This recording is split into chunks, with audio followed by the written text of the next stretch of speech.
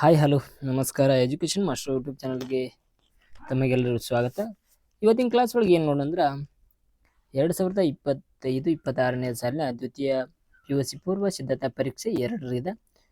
ಎರಡು ವಿಷಯ ಯಾವುದಂದ್ರೆ ಎಕನಾಮಿಕ್ಸ್ ರೀ. ಕೀ ಆನ್ಸರ್ಗಳನ್ನು ಪ್ರತಿಯೊಂದನ್ನು ನೋಡೋಣ. ಇನ್ನು ವಿಡಿಯೋ ಒಳಗೆ ಇಲ್ಲಿ ಬಿಟ್ಟ ಸ್ಥಳ MCQ 1 ಅಂಕ ಮತ್ತು 2 ಅಂಕ, 4 ಅಂಕ, 6 ಅಂಕ ಪ್ರತಿಯೊಂದನ್ನು ಎಲ್ಲ ನೋಡೋಣ. ಕೀ ಆನ್ಸರ್ಗಳನ್ನು ವಿಡಿಯೋಯಲ್ಲಿ ಸ್ಕಿಪ್ ಮಾಡಿಬಿಡ್ರಿ, ಹಾಗೆ ವಿಡಿಯೋನ ಎಂಡ್ ಮಟ್ಟ ನೋಡ್ರಿ. ತದನಂತರ ಈಗ ಕ್ವಿಕ್ ಆಗಿ ಕೀ ಆನ್ಸರ್ಗಳನ್ನು ನೋಡ್ಕೊಂಡು ಬರ್ರಿ. ಭಾಗ ಎ ಒಳಗೆ ನೋಡ್ರಿ. ಭಾಗ ಎ ಒಳಗೆ ಸರಿಯಾದ ಉತ್ತರಗಳನ್ನು ಆರಿಸಿ ಬರೆಯಿರಿ. ಫಸ್ಟ್ ಒನ್ ರೀ, ಬೇಡಿಕೆಯ ರೇಖೆಯ ಮಧ್ಯ ಬಿಂದುವಿನಲ್ಲಿ ಸ್ಥಿತಿಸ್ಥಾಪಕತ್ವ. ಸರಿಯಾದ ಉತ್ತರ ಯಾವ್ದಾಕಂತಾರ ಫಸ್ಟ್ ಒನ್ ಎ ಆಗ್ತದ, 1ಕ್ಕೆ ಸಮನಾಗಿರುತ್ತದೆ. ಸೆಕೆಂಡ್ ಒನ್ ಕಾಬ್ ಡಗ್ಲಾಸ್ ಉತ್ಪಾದನಾ ಬಿಂಬಕ, ಇದ್ರೊಳಗೆ ಯಾವ್ದಾಕತ್ರಿ ಸರಿಯಾದ ಉತ್ತರ ಸ್ನೇಹಿತರೆ ಸಿ ಆಗ್ತದ. Cube is equal to bracket x1 u, x2 beta. ತದನಂತರ 3, ಪರಿಪೂರ್ಣ ಪೈಪೋಟಿ ಮಾರುಕಟ್ಟೆಯಲ್ಲಿ ಕೊಳ್ಳುವ ಮತ್ತು ಮಾರುವವರು ಮುಂದಿನ ದಿನಕ್ಕಂದ್ರಿ ಸರಿಯಾದ ಉತ್ತರ ಯಾವ್ದಾಕಂತಂದ್ರ ಬಿ ಆಗಿರ್ತದ, ಬೆಲೆ ಪಡೆಯುವವರಾಗಿರ್ತಾರ. ಪರಿಪೂರ್ಣ ಪೈಪೋಟಿ ಮಾರುಕಟ್ಟೆಯಲ್ಲಿ ಕೊಳ್ಳುವವರು ಮತ್ತು ಮಾರುವವರು ಏನಾಗಿರ್ತಾರ ಬೆಲೆ ಪಡೆಯುವವರಾಗಿರ್ತಾರ. ನೀವು ಯಾವ ಆನ್ಸರ್ ಹಾಕಿರಿ ಎಂಬುದನ್ನು ನೋಡ್ರಿ. ಕೀ ಆನ್ಸರ್ಗಳನ್ನು ಕಂಪ್ಲೀಟ್ ಆಗಿ ನೋಡ್ರಿ. ಫೋರ್ತ್, ಭಾರತದಲ್ಲಿ GDP ಯನ್ನು ವರದಿ ಮಾಡುವ ಸಂಸ್ಥೆ ಯಾವುದು? ಭಾರತದಲ್ಲಿ GDP ಯನ್ನು ವರದಿ ಮಾಡುವ ಸಂಸ್ಥೆ ಯಾವ್ದಾಗೈತೆ ಅಂದ್ರೆ ಕಮೆಂಟ್ ಮಾಡ್ರಿ. ಯಾವ್ದಂದ್ರ ಸರಿಯಾದ ಉತ್ತರ ಡಿ, CSO. ಫಿಫ್ತ್, ಒಂದು ದೇಶದ ಕರೆನ್ಸಿಯ ಬೆಲೆಯನ್ನ ವಿದೇಶಿಯ ಕರೆನ್ಸಿಯ ರೂಪದಲ್ಲಿ ವ್ಯಕ್ತಪಡಿಸುವುದನ್ನ ಹೀಗೆಂದು ಕರೆಯುವರು. ಸರಿಯಾದ ಉತ್ತರ ಯಾವ್ದಾಗ್ಬೋದ್ರಿ? ವಿದೇಶಿಯ ವಿನಿಮಯ ದರ ಇರ್ತದ. ಸರಿಯಾದ ಉತ್ತರ ವಿದೇಶಿ ವಿನಿಮಯ ದರ ಇರ್ತದ. ನೀವೇನ್ ಹಾಕಿರಿ ನೋಡ್ರಿ. ಹಾಗ ನಮ್ಮ ಚಾನಲ್ಗಿನ್ನ ಯಾರು ಸಬ್ಸ್ಕ್ರೈಬ್ ಮಾಡಲ್ಲ ಹಾಗೆ ಸಬ್ಸ್ಕ್ರೈಬ್ ಮಾಡ್ರಿ, ಹಾಗ ನಮಗೂ ಸಪೋರ್ಟ್ ಮಾಡ್ರಿ. ತದನಂತರ ಬಿಟ್ಟ ಸ್ಥಳವನ್ನು ನೋಡಿ, ಇಲ್ಲಿ ಕೊಟ್ಟಿರುವ ಖಾಲಿ ಬಿಟ್ಟ ಸ್ಥಳ ಭರ್ತಿ ಮಾಡ್ರಿ. ಆಗ ಇಲ್ಲಿ ಆವರಣದಲ್ಲಿರುವ ಅಂದ್ರ ಬ್ರಾಕೆಟ್ ಒಳಗೆ ಕೊಟ್ಟಾರ ಆನ್ಸರ್ಗಳನ್ನ ಹಿಂದ ಮುಂದಾಗಿರ್ತಾವ. ಸರಿಯಾದ ಉತ್ತರವನ್ನ ಆ ಬಿಟ್ಟ ಸ್ಥಳ ಜಾಗದಲ್ಲಿ ತುಂಬ್ರಿ ಅಂತ ಹೇಳ್ಯಾರ. ಇಲ್ಲಿ 5 ಅಂಕಗಳು ಇರ್ತಾವ. ಇಲ್ಲಿ ಎಷ್ಟಂದ್ರ 5 ಅಂಕ ಇರ್ತಾವ್ರಿ. 6 1 5 ಅಂಕ ಇರ್ತಾವ. ಅಂದ್ರ ಫಸ್ಟ್ ನೋಡ್ರಿ, ಕೇಂದ್ರೀಯ ಯೋಜಿತ ಆರ್ಥಿಕತೆಯಲ್ಲಿ ಎಲ್ಲಾ ಪ್ರಮುಖ ನಿರ್ಧಾರಗಳನ್ನ ಡ್ಯಾಶ್ ತೆಗೆದುಕೊಳ್ಳುತ್ತದ. ಏನ್ ತಗೋತದ್ರಿ? ಎಲ್ಲಾ ನಿರ್ಧಾರಗಳನ್ನ ಗೌರ್ಮೆಂಟ್ ತಗೋತದ. ಅಂದ್ರ ಸರ್ಕಾರ, ಎಲ್ಲಾ ನಿರ್ಧಾರ ಸರ್ಕಾರ ತಗೋತದ. ತದನಂತರ 7, ABC ರೇಖೆಯು ಡ್ಯಾಶ್ ಬಿಂದುವಿನಲ್ಲಿ SMC ರೇಖೆಯು ABC ರೇಖೆಯನ್ನ ಕೆಳಗಿನಿಂದ ಛೇದಿಸ್ತದ. ಯಾವ್ದ್ರಿ? ಕನಿಷ್ಠ ಬಿಂದುವಿನಲ್ಲಿ ABC ರೇಖೆಯು ಕನಿಷ್ಠ ಬಿಂದುವಿನಲ್ಲಿ SMC ರೇಖೆಯು ABC ರೇಖೆಯನ್ನ ಕೆಳಗಿನಿಂದ ಛೇದಿಸ್ತದ. ತದನಂತರ ಮುಂದಿನ ಪ್ರಶ್ನೆ 8ನೇದ್ರಿ, ಡ್ಯಾಶ್ ತೆರಿಗೆಯು ಸರ್ಕಾರವು ಉತ್ಪನ್ನದ ಪ್ರತಿ ಘಟಕದ ಮಾರಾಟದ ಮೇಲೆ ವಿಧಿಸುವ ತೆರಿಗೆ ಇರ್ತದ. ಯಾವ್ದಂದ್ರ ಘಟಕ. 8ನೇದ್ರಿ ಘಟಕ. ತದನಂತರ 9, M1 ಮತ್ತು M2ಗಳನ್ನ ಡ್ಯಾಶ್ ಎಂದು ಕರೀತಾರೆ. M1 ಮತ್ತು M2ಗಳನ್ನ ಡ್ಯಾಶ್ ಎಂದು ಅಂದ್ರೆ ಸಂಕುಚಿತ ಹಣದಿಂದ ಕರೀತಾರೆ. M1 ಮತ್ತು M2. ನಾನು ಈ ಹಿಂದಿನ 3 ಕ್ವಶನ್ ಪೇಪರ್ ಏನ್ ಬಿಡಿಸಿಲ್ಲ, ರಿಪೀಟೆಡ್ ಕ್ವಶನ್ಗಳನ್ನ ಇವುದಾವ್ರಿ. M1 ಮತ್ತು M2ಗಳನ್ನ ಇಲ್ಲಿ ಹೊಂದಿಸಿ ಬರೀರಿ. M3 ಮತ್ತು M4ಗಳನ್ನ ಕೊಟ್ಟರ ಇಲ್ಲಿ ಈ ಸೆಕೆಂಡ್ ಮಾದರಿ ಪ್ರಶ್ನೆ ಪತ್ರ ಒಳಗೆ ಏನ್ ಕೊಟ್ಟಾರ ಅಂದ್ರೆ ಇಲ್ಲಿ M1 M2 ಫಸ್ಟ್ ಪೂರ್ವ ಸಿದ್ಧತಾ ಪರೀಕ್ಷೆಗಳು ಕೊಟ್ಟರೆ, ಈಗ ಸೆಕೆಂಡ್ ಪೂರ್ವ ಸಿದ್ಧತಾ ಪರೀಕ್ಷೆ M1 ಮತ್ತು M2 ಕೊಟ್ಟಾರ್ರಿ. ನಿಮ್ಗೆ ಹೇಳಿ 2 1 ಫಿಕ್ಸ್ ಅನ್ರಿ. ಯಾವ ಎಕ್ಸಾಮ್ ಹೋದ ಎಕ್ಸಾಮ್ M3 ಮತ್ತು M4 ಕೇಳಿದ, ಈ ಎಕ್ಸಾಮ್ M1 ಮತ್ತು M2 ಕೇಳ. 2 ಫಿಕ್ಸ್ ಮಾಡ್ರಿ ಅಂದ್ರೆ ನಿಮ್ಗೆ ಅಲ್ಲಿ 1 ಮಾರ್ಕ್ಸ್ ಅಂದ್ರೆ ಕಟ್ಟಿಟ್ಟ ಬುತ್ತಿ. ಇವು ಮತ್ತು ಮೇಲೆ ರಿಪೀಟೆಡ್ ಕ್ವಶನ್ ಅದಾವ, ಇಲ್ಲಿ ಹೊಂದಿಸಿ ಬೇರೆ ರಿಪೀಟ್ ಅವನ ಆಯಾ ಸ್ಥಳಕ್ಕೆ ಬಂದಾಗ ಹೇಳ್ತೇನ್ರಿ.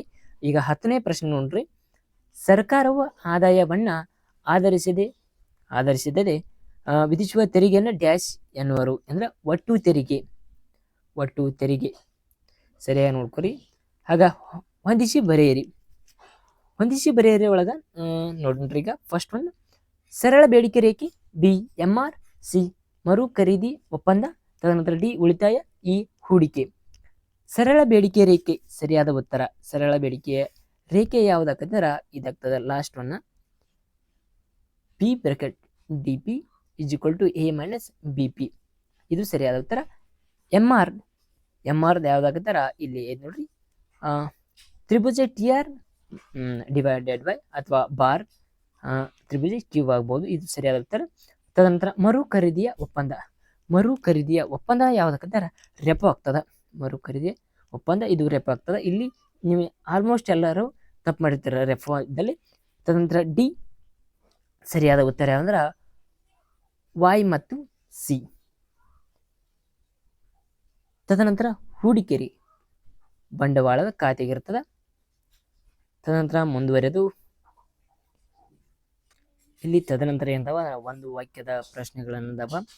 ಇಲ್ಲಿ ಈ ಕ್ವಶನ್ ಓದಿ ಪೂರೈಕೆ ಎಂದರೇನು, ರಫ್ತುಗಳ ಅರ್ಥ ಬರೆಯಿರಿ, CPI ವಿಸ್ತರಿಸಿ ಬರೆಯಿರಿ, ಕೊರತೆಯ ಬೇಡಿಕೆ ಅರ್ಥವನ್ನ ಬರೆಯಿರಿ. ಇವುಗಳನ್ನ ಈಗ ನಾನು ತೆಳಗ ಆನ್ಸರ್ಗಳನ್ನು ಪ್ರತಿಯೊಂದು ಆನ್ಸರ್ಗಳನ್ನು ಕೊಟ್ಟನೆ ಅಲ್ಲಿ ನೋಡ್ಬೋದು. ಇಲ್ಲಿ ಭಾಗ ಬಿ ಒಳಗ ಆನ್ಸರ್ಗಳನ್ನ 4 ಅಂಕ ಅಥವಾ 2 ಅಂಕದವ. ಇವನ್ನ ನಾ ಮಾದರಿ ಪ್ರಶ್ನೆ ಪತ್ರಿಕೆ 1 ಮತ್ತು 2, 3 ಮತ್ತು ವಾಟ್ಸಪ್ ರಿಪೀಟೆಡ್ ಇದ್ದುದು ಕ್ವಶನ್ ಒಳಗ ನಾನು ರಿಪೀಟೆಡ್ ಕ್ವಶನ್ ಅದಾವ. ಇವ ಇಲ್ಲಿ ಹೇಳಿದ ಕ್ವಶನ್ಗಳನ್ನ ರಿಪೀಟ್ ಆಗಿ ಬಂದಾವ. ನೀವು 3 ಪ್ರಶ್ನೆ ಪೇಪರ್ಗಳನ್ನು ನೋಡಿದ್ದೆ ಆದಲ್ಲಿ ಇಲ್ಲಿ ಆನ್ಸರ್ಗಳ ಹೇಳುವ ನಿಮ್ಗೆ ಅಗತ್ಯ ಇರಂಗಿಲ್ರಿ. ಅಲ್ಲಿ ಸರಿಯಾಗಿ ನೋಡಿದ್ದಂದ್ರೆ ಅದು ತಿಳ್ಕೊಬೋದು. ಈಗ ಒಂದ್ಸಲ ನಾನು ಮತ್ತೆ ಲಾಸ್ಟ್ನೇ ಸ್ಕ್ರೀನ್ ಒಳಗೆ ಹಾಕಿರೋದು ಅಷ್ಟು ಸರಿಯಾಗಿ ಹಂತವಾಗಿ ನೋಡ್ರಿ. ನೀವು ಎಕ್ಸಾಮ್ಗೆ ಚಲೋ ತಂಗ ಓದ್ಕೋರಿ. ಪ್ರತಿಯೊಂದು ಪ್ರಶ್ನೆಗೆ ಆನ್ಸರ್ಗಳನ್ನ ಇಲ್ಲಿ ದೊರೆತೇವೆ. ನಿಮ್ಮ ಕಡೆ ಕ್ವಶನ್ ಪೇಪರ್ ಇರ್ಬೋದು. ಈ ಕ್ವಶನ್ ಪೇಪರ್ ಮುಂದಿಟ್ಕೋರಿ, ವಿಡಿಯೋನ ಕಂಪ್ಲೀಟಾಗಿ ನೋಡ್ರಿ.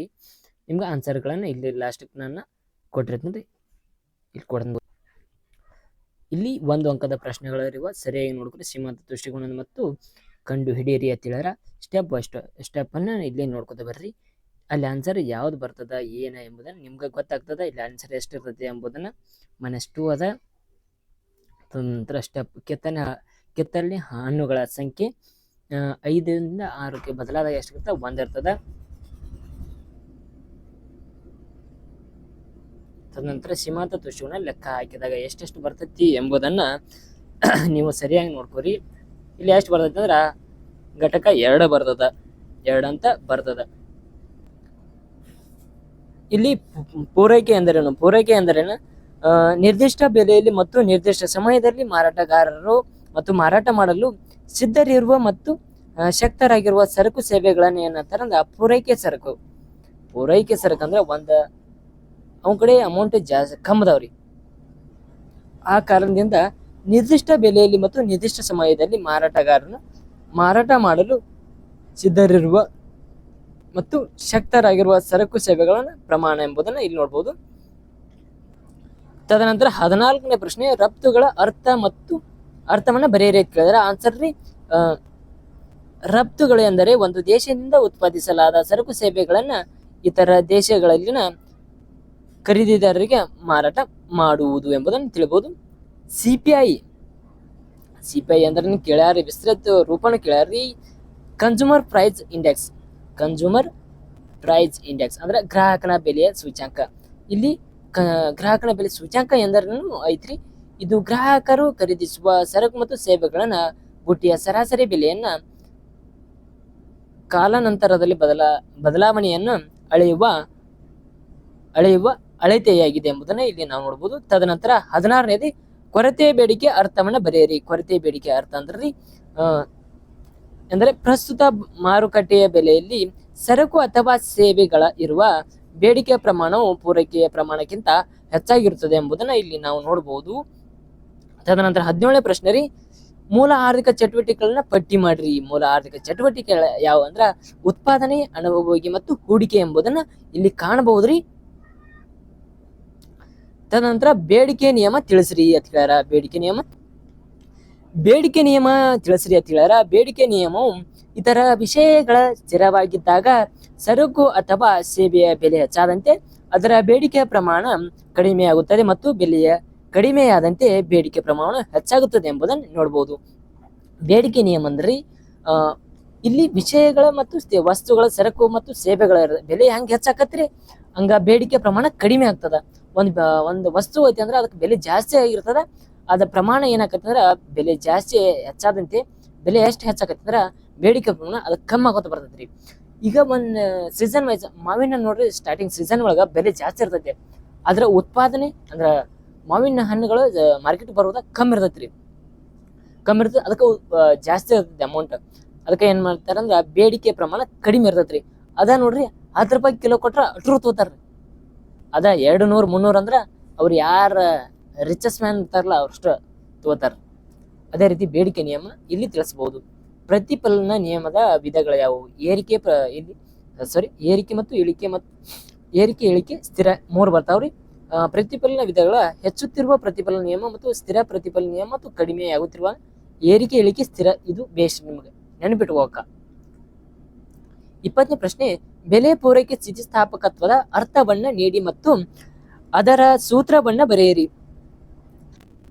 ಬೆಲೆ ಪೂರೈಕೆ ಸ್ಥಿತಿಸ್ಥಾಪಕತ್ವ, ಪ್ರೈಸ್ ಇಲಾಸ್ಟಿಸಿಟಿ ಆಫ್ ಸಪ್ಲೈ ಎಂದರೆ ಸರಕಿನ ಬೆಲೆಯಲ್ಲಿನ ಶೇಕಡಾವಾರ ಬದಲಾವಣೆ ಅದರ ಪೂರೈಕೆ ಪ್ರಮಾಣದಲ್ಲಿ ಶೇಕಡಾವಾರ ಬದಲಾವಣೆಯ ಪ್ರಕ್ರಿಯೆ ಅಳತೆಯ ಸೂತ್ರ ES - ಎಂಬುದನ್ನು ಇಲ್ಲಿ ನೋಡ್ಬೋದು. ಅದೇ ರೀತಿ 21ನೇ ಪ್ರಶ್ನೆ ರೀ, ಮಾರುಕಟ್ಟೆ ಪೂರೈಕೆಯನ್ನು ಕಂಡುಹಿಡಿಯಿರಿ. ಮಾರುಕಟ್ಟೆ ಪೂರೈಕೆ ಅದಕ್ಕೆ ಸಮೀಕರಣ ಐತ್ರಿ, ಇಲ್ಲಿ ನೋಡ್ಕೋರಿ. ಸ್ಟೆಪ್ ವೈಸ್ 1 ಮತ್ತು 2 3 ಸಮೀಕರಣದ ಸರಿಯಾಗಿ ನೋಡ್ಕೋರಿ. ಸರಿಯಾದ ಉತ್ತರ ಮಾರುಕಟ್ಟೆ ಪೂರೈಕೆ ಸಮೀಕರಣ SM (free) 2P - 20 ಆಗಿದೆ ಎಂಬುದನ್ನ ಇಲ್ಲಿ ನೋಡ್ಬೋದು. ನೀವು ಸರಿಯಾದ ಆನ್ಸರ್ ಏನ್ ಹಾಕಿದ್ದೀರಿ ಕಮೆಂಟ್ ಮಾಡ್ರಿ ಸ್ನೇಹಿತರೆ. ಆಗ ಅನುಭೋಗ್ಯ ಸರಕುಗಳು ಮತ್ತು ಬಂಡವಾಳ ಸರಕುಗಳ ನಡುವಿನ ವ್ಯತ್ಯಾಸ 22. ಅನುಭೋಗ್ಯ ಸರಕುಗಳು ಮತ್ತು ನೇರ ಮಾನವನ ಅಗತ್ಯಗಳನ್ನ ಪೂರೈಸ್ತಾವ್ರಿ. ಬಂಡವಾಳ ಸರಕುಗಳನ್ನ ಏನ್ ಮಾಡ್ತಾವ ಮತ್ತಷ್ಟು ಉತ್ಪಾದನಾ ಮತ್ತು ಪ್ರಕ್ರಿಯೆಯನ್ನ ಬಳಸಲಾಗ್ತಾವ ಎಂಬುದನ್ನು ನೋಡ್ಬೋದು. ಅದೇ 23ನೇ ಪ್ರಶ್ನೆ, ಮೂಲ ಬೆಲೆಗಳಲ್ಲಿ ಮತ್ತು ಮಾರುಕಟ್ಟೆಯ ಬೆಲೆಗಳ GVA ಗಳ ನಡುವಿನ ವ್ಯತ್ಯಾಸಗಳನ್ನು ಗುರುತಿಸಿರಿ ಅಂತ ಹೇಳ್ಯಾರ. ಮೂಲ ಬೆಲೆಯಲ್ಲಿ GVA at ಬೇಸ್ ಪ್ರೈಸಸ್ ನಿವ್ವಳ ಉತ್ಪಾದನಾ ತೆರಿಗೆಯನ್ನು ಒಳಗೊಂಡಿರುತ್ತದೆ. ಆದರೆ ಮಾರುಕಟ್ಟೆಯ ಬೆಲೆಗಳಲ್ಲಿನ GVA ಅಂದ್ರೆ GVA at ಮಾರ್ಕೆಟ್ ಪ್ರೈಸ್ ಅಂದ್ರೆ ಮಾರುಕಟ್ಟೆ ಬೆಲೆ ಇರದ ನಿವ್ವಳ ಉತ್ಪನ್ನದ ತೆರಿಗೆಗಳ ಮತ್ತು ನಿವ್ವಳ ಉತ್ಪಾದನಾ ತೆರಿಗೆಗಳೆರಡನ್ನು ಒಳಗೊಂಡಿದೆ ಎಂಬುದನ್ನು ಇಲ್ಲಿ ತಿಳಿಸಬಹುದ್ರಿ. 24ನೇದ್ರಿ, ತಪಸ್ಸಿಲು ಪಟ್ಟಿಯ ಹೂಡಿಕೆ ಎಂದರೇನು ಮತ್ತು ಅದು ಯಾವ ಧನಾತ್ಮಕ ಅಥವಾ ಋಣಾತ್ಮಕವಾಗಿರ್ತದೆ ಎಂಬುದನ್ನು ತಿಳಿಸಿರಿ ಅಂತ ಹೇಳ್ಯಾರ. ತಪಸ್ಸಿಲು ಪಟ್ಟಿಯ ಹೂಡಿಕೆ ಎಂದರೆ ಒಂದು ಅವಧಿಯ ಸಮಸ್ಯೆಗಳ ದಾಸ್ತಾನುಗಳಲ್ಲಿನ ಬದಲಾವಣೆ. ಇದು ದಾಸ್ತಾನುಗಳನ್ನ ಹೆಚ್ಚಾದಾಗ ಮತ್ತು ಧನಾತ್ಮಕ ಮತ್ತು ಕಡಿಮೆ ಆದಾಗ ಋಣಾತ್ಮಕವಾಗಿರ್ತದೆ ಎಂಬುದನ್ನು ನೋಡ್ಬೋದು. ತದನಂತರ 25ನೇ ಪ್ರಶ್ನೆ ರೀ, ಕೇಂದ್ರ ಸರ್ಕಾರ ಯಾವುದಾದ್ರು 2 ಪ್ರತ್ಯಕ್ಷ ಹಾಗೂ ಪರೋಕ್ಷ ತೆರಿಗೆಗಳನ್ನು ಬರೆಯಿರಿ. ಆದಾಯ ತೆರಿಗೆ, ಕಾರ್ಪೊರೇಷನ್ ತೆರಿಗೆ ಮತ್ತು GST ಕಸ್ಟಮ್ ಸುಂಕಗಳು. 26, ಪುಕ್ಕಟೆ ಸವಾರರೆಂದರೆ ಯಾರು? ಅವರನ್ನು ಏಕೆ ಹಾಗೆ ಕರೀತಾರೆ? ಅಂದ್ರೆ ಫ್ರೀ ರೈಡರ್ಸ್. ಪುಕ್ಕಟೆ ಸವಾರರೆಂದರೆ ಸಾರ್ವಜನಿಕ ಸರಕುಗಳ ಅಥವಾ ಸೇವೆಗಳ ಪ್ರಯೋಜನಗಳನ್ನ ಅವುಗಳ ಬೆಲೆಯನ್ನ ಪಾವತಿಸದೆ ಅನುಭವಿಸುವ ವ್ಯಕ್ತಿಗಳು ಮತ್ತು ಪಾವತಿಯಲ್ಲಿರುವ ಅವರನ್ನ ಏನಂತಾರಂದ್ರೆ ಪುಕ್ಕಟೆ ಸವಾರರೆಂದು ಕರೀತಾರ. ಇಲ್ಲಿ 4 ಅಂಕದ ಪ್ರಶ್ನೆಗಳಂದವ. ನೀವು ಔದಾಸೀನ್ಯ ವಕ್ರರೇಖೆ ಲಕ್ಷಣಗಳನ್ನ ಇವುಗಳನ್ನ ಆನ್ಸರ್ ಮತ್ತು ಉತ್ತರ ಆನ್ಸರ್ ಬೇಕಾದ್ರೆ ಮಾದರಿ ಪ್ರಶ್ನೆ ಪತ್ರಿಕೆ 3ರಲ್ಲಿ ಮತ್ತು 2 1 3 ಸರಿಯಾಗಿ ನೋಡಿದರೆ ನೀವು ಇಂಪಾರ್ಟೆಂಟ್ ಆನ್ಸರ್ಗಳದಾವ, ಗೌರ್ಮೆಂಟ್ ಆನ್ಸರ್ ಅದಾವ, ನೀವು ಅಲ್ಲಿ ನೋಡ್ಕೋಬಹುದು. ಇವ ಕಡ್ಡಾಯ ಪ್ರಶ್ನೆಗಳನ್ನು ನೀವು ಸರಿಯಾಗಿ ನೋಡ್ಕೋರಿ. ಹಾಗ ನಮ್ಮ ಚಾನಲ್ ಸಬ್ಸ್ಕ್ರೈಬ್ ಯಾರ ಮೇಲೆ ಸಬ್ಸ್ಕ್ರೈಬ್ ಮಾಡ್ರಿ, ಹಾಗೆ ಸಪೋರ್ಟ್ ಮಾಡ್ರಿ. Thank you all. ಮುಂದಿನ ವಿಡಿಯೋ ನಾನು ನಿಮ್ಗೆ ಸಿಗ್ತೀನಿ. ಹಾಗ ಸರಿಯಾಗಿ ಓದ್ಕೋರಿ. Thank you.